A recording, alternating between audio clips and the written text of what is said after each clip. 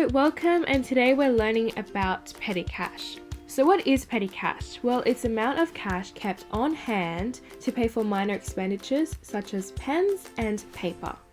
So these funds vary in size, however, they'll always involve three main steps. So first of all, it's establishing the fund. The second step is making payments from the fund.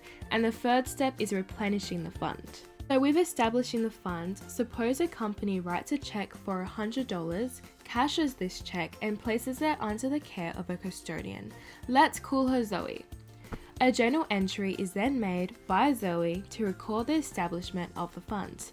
To begin with, the petty cash fund is debited by the amount that it's established for, so in Zoe's case, $100, while the cash account is credited by $100 as well. Now Zoe has successfully established the petty cash fund. Now we can begin to make payments from the fund. So suppose Zoe has been sent to the shop to purchase more paper and pens. When making the purchase, Zoe has two choices. She can either take cash directly from the petty cash fund or use her money and seek reimbursement. In either case, Zoe should collect all receipts as no journal entries are made.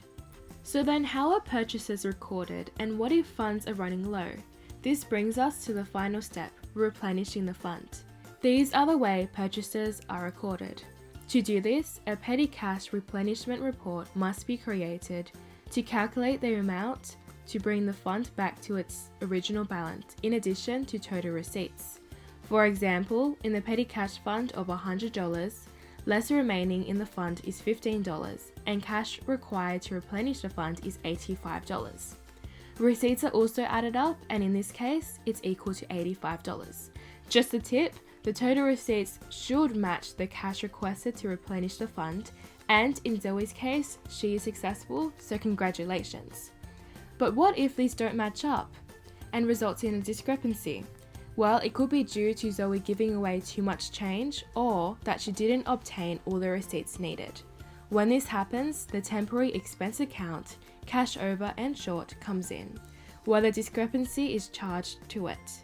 This could either have a debit or a credit balance.